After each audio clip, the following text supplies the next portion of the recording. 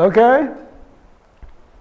And energy works through faculties. Energy works through vehicles. Energy is just not moving through the ethers and so on, making things happen. It has to come in through some vehicle. There are radio waves floating around, this building or whatever, but you need a radio, a device, a vehicle to capture that energy, to broadcast it. You with me? Okay? So all these forces out there in nature, you have to have a vehicle, and that vehicle is the spirit. Okay, what happened here? Okay, we kind of like went behind again.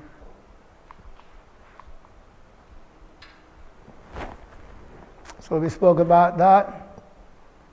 So,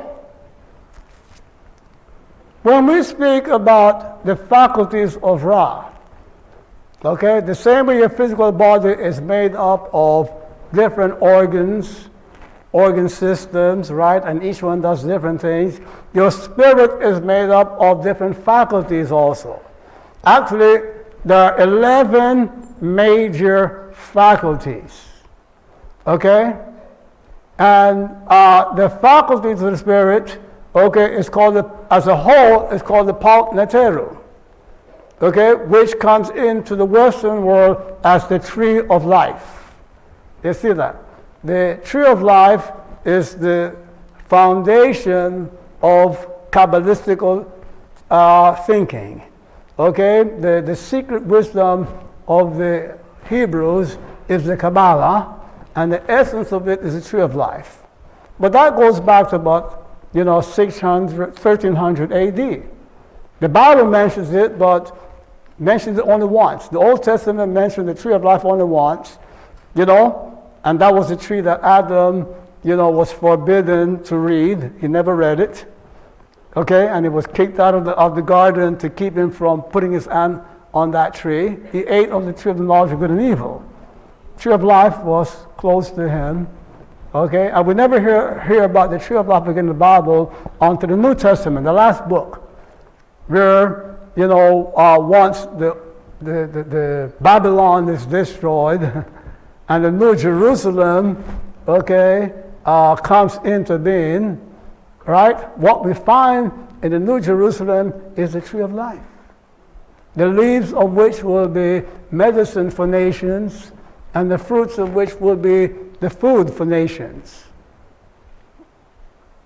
That's a very powerful endorsement for whatever this tree is.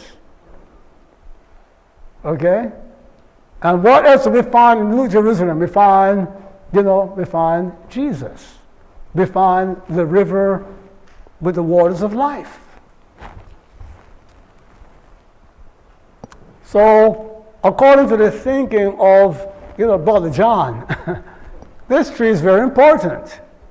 Now, those words were written, about 300 AD. That's when our source, sometime AD. But the Paut Neteru, the source of the tree of life, we find it first, written. The oldest, reference to it is in the pyramid text of King Unas, the king of the 5th dynasty of Egypt. He chiseled it into the walls of his pyramid.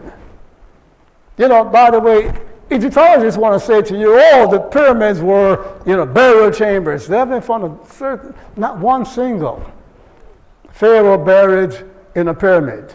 They're all buried in the mountains, some elaborate tombs and things of that nature. Okay, what you find in the pyramids, okay, are either mathematical, geometrical secrets which hide, the secrets of science, the science of life and of engineering. And you might find, spiritual text chiseled into the wall. And the oldest book in the history of the world, and which is the first book on spirituality, is the pyramid text of King Unas. That's been re-recorded translated and published it. It's in your libraries right now. You can go to the library or to a bookstore and read the pyramid text of Unas. You're reading the oldest book in the world and the first spiritual text, the first scripture. And in that book, the Paut Neteru are honored as one of the greatest accomplishments of mankind, in form and in content. The form of it, I will come back. I'm going to write a book just on the Paut Neteru, the form of it, okay? And I will come back to talk only to the engineering, scientific students here at Morehouse. Because the form has to do with the architecture of the universe. The content has to do with the faculties of the spirit, which is what we're going to talk about